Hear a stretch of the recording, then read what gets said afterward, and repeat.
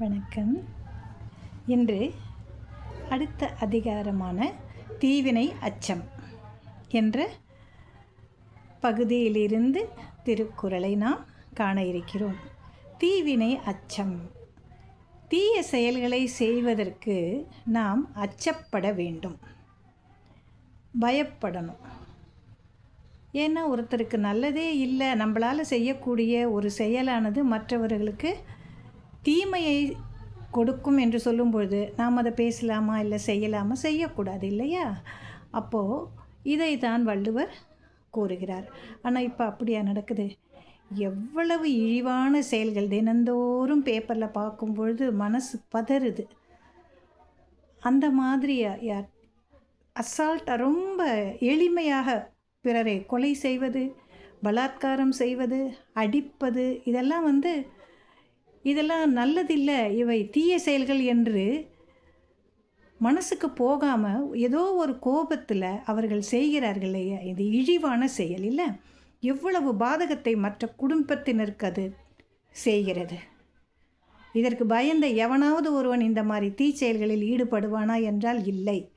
நாடு எங்கே செல்கிறது? ஒன்றும் பிரச்சனை இல்லை. நான் என்ன சொல்கிறேன்னா, நம்ம கையில் ஒரு குட்டி டப்பா இருக்குல்ல, அந்த குட்டி டப்பாவில் தேவையில்லாத பகுதிகளை கண்டிப்பாக அரசாங்கம் தடை செய்து விட வேண்டும்.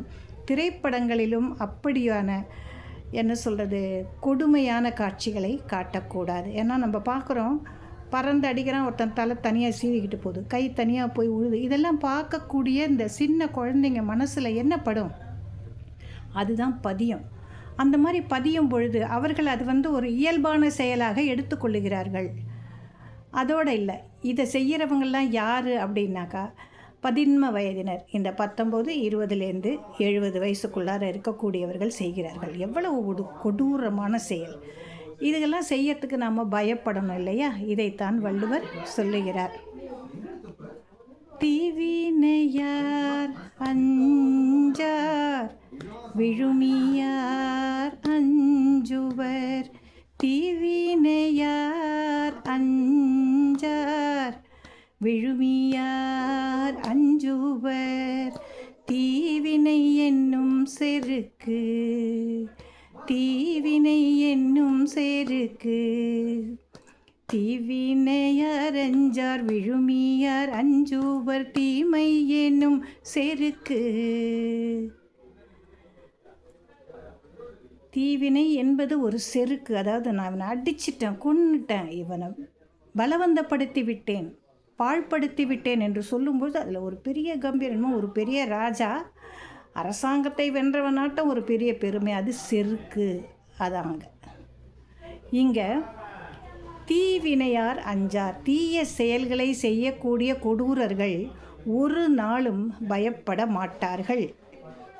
ஆனால் அஞ்சுவர். யார் அஞ்சுவார்கள்? விழுமியார், ஒழுக்க சீலர்கள், நல்ல செயல்களை செய்யக்கூடிய பெரிய மக்கள், நற்பண்புகளை மிக்கவர்கள் இது போன்ற செயல்களை செய்யவே மாட்டார்.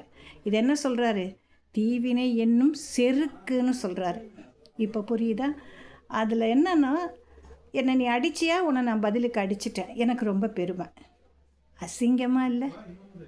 இயேசு பெருமான் என்ன சொல்கிறார்? ஒரு கன்னத்தில் அறைந்தால் மறு கன்னத்தை காட்டுங்கிற. நம்ம மறு கன்னத்தை காட்ட வேண்டாம், அந்த இடத்த விட்டு விலகி இல்லாமல அதை நாம் செய்யலாம் இல்லையா? ஆக இந்த தீய செயல்களை செய்வதற்கு யாராக இருந்தாலும் அச்சப்பட வேண்டும். தீய செயல்களை செய்பவர்கள் ஒருபோதும் அப்படி ஒரு அச்சத்தை கொள்ள மாட்டார்கள். ஆனால் ஆன்றோர் பெருமக்கள் தீய செயல்களை செய்வதற்கு மிகவும் பயப்படுவார்கள் என்று இந்த குறள் நமக்கு எடுத்துரைக்கின்றது. நாளை அடுத்த குறளில் நாம் சந்திக்கலாம். நன்றியுடன் விடைபெறுகிறேன்.